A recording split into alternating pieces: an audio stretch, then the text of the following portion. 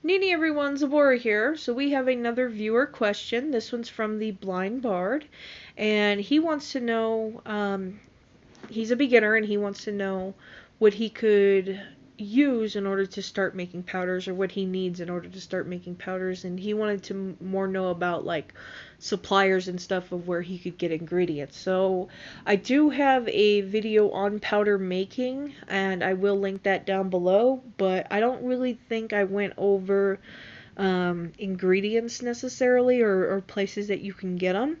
So I guess that's what this video is going to be.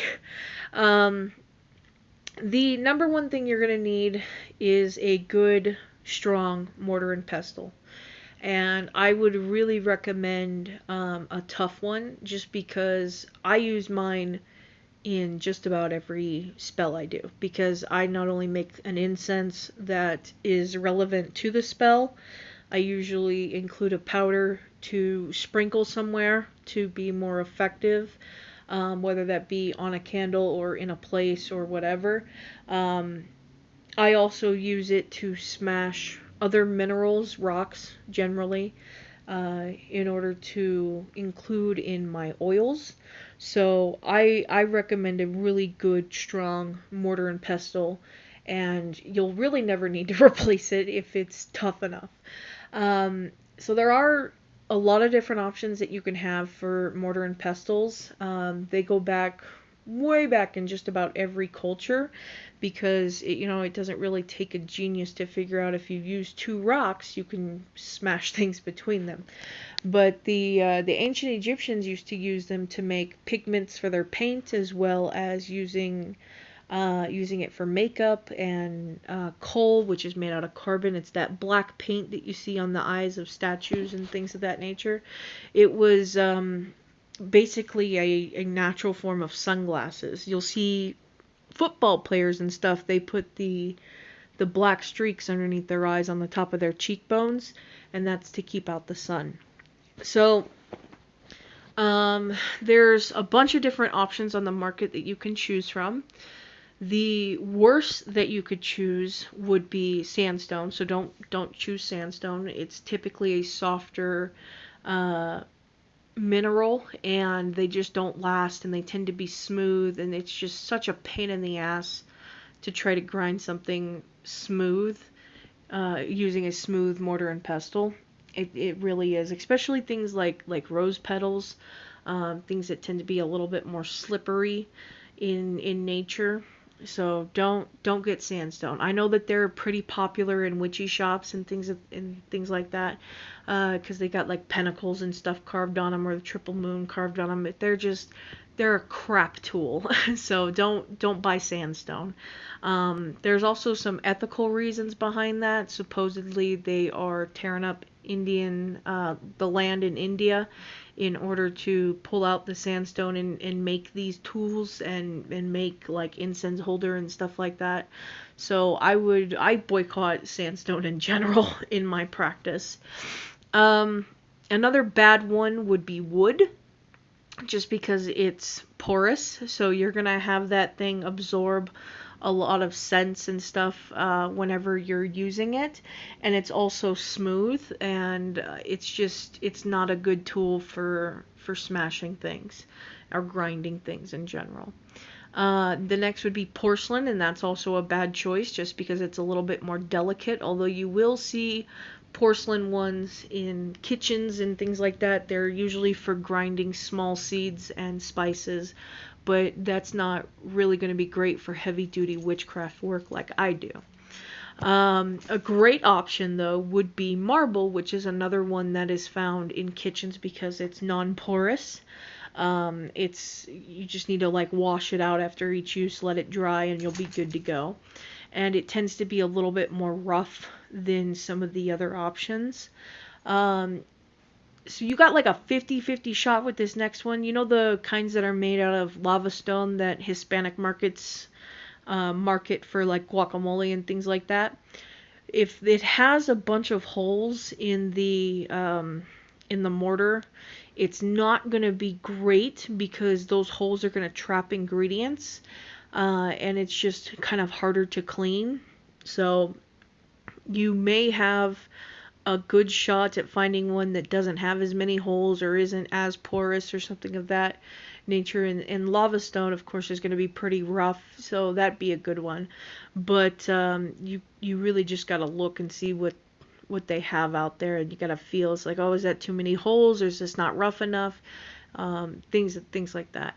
Mine, number one recommendation, of course, is the one that I use, which is granite, because it's tougher than marble, and it also tends to be a little bit more coarse, and a little bit more rough when grinding, and it can withstand a pounding. Like I said, I smash up minerals and stuff in mine in order to go into oils and lay down powders and things like that.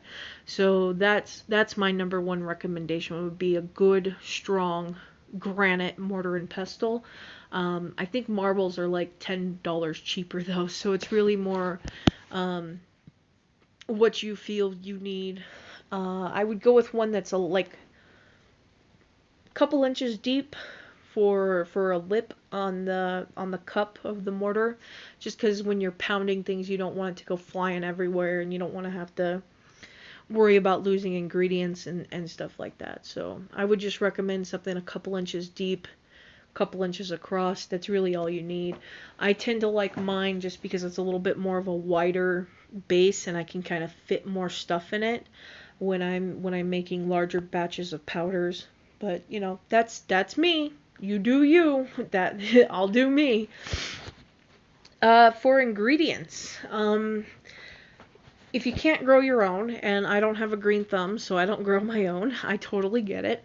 The products that I use are from a local shop here, and I caught a glimpse of the packaging of one of the times I went down to go and get some herbs and stuff, and they use Star West Botanicals, so I guess I also use Star West Botanicals, and I've always had really fresh ingredients and stuff using them. I've never had a problem. But you can also order from, I think it's Rocky, no, is it Rocky Mountain Herbs? Is that what it's called? In Oregon, there's a company, they produce, like, they have huge fields and stuff that they grow their own herbs and produce rose water and all kinds of stuff that they ship to you, and I believe it is nationwide here in the United States. That'd be a good place to order online from if you can't do the Star West Botanicals from Amazon or eBay or something. Another good place, local speaking, would be like Whole Foods. Whole Foods has a lot of fresh ingredients and spices and herbs and stuff. They're like a health food store. And then if you can't access that, or if you're kind of put off by Walmart, there is little Hispanic stores that they carry a bunch of different types of spices and herbs and stuff like that. Or if you're okay with Walmart, you could always go down the spice aisle at Walmart.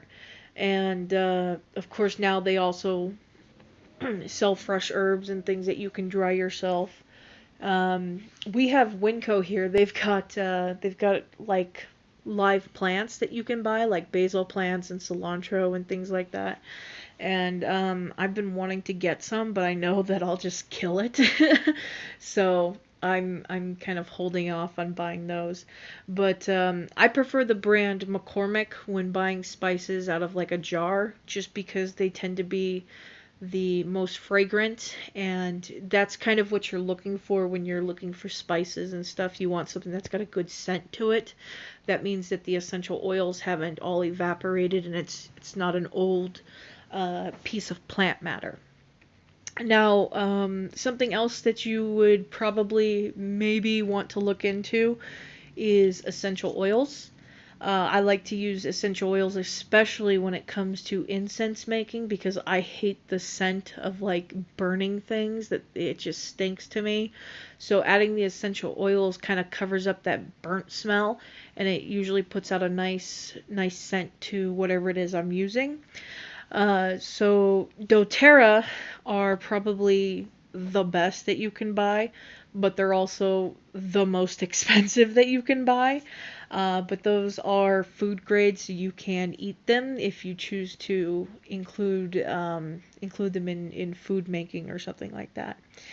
The brands that I typically use, because I don't typically eat essential oils, are the what are they called? Plant Guru, and the one's called Now Essential Oils, and they're all lowercase letters. It's NOW Now Essential Oils, and they're okay. I like them. They tend to be a little bit more cheaper than some of the other brands. They're a little bit cheaper even than Plant Guru, but Plant Guru I've had fantastic results from. So I would recommend those two if you're looking for essential oils to use in powders or incense or whatever. Because remember, incenses are nothing but unburnt. Powders are just unburnt incense, So it's really up to you on what you're looking to do with the powder. Now, I I would also maybe possibly suggest an electric coffee grinder, and that's only because I can tell you from experience, grinding down woody type herbs or spices or plant matter like red sandalwood. It's basically just red wood. It's a real long time, and it's a real pain in the ass to grind those down into powders. So I typically use the electric coffee grinder for woodier type plant matter.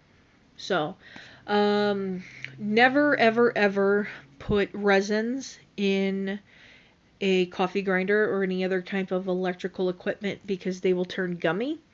I've seen a couple people do this and they ruin their equipment. So I've heard you can put them in the freezer, keep them like super cold, and then like do a couple quick pulses and then stick them back in the freezer and do a couple quick pulses.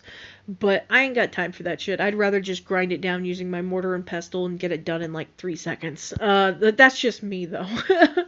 So yeah, I hope that's been enlightening. I will leave links down below to the herb place in Oregon.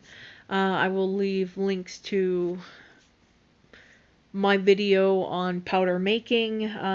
Maybe do a couple links for Amazon for essential oils.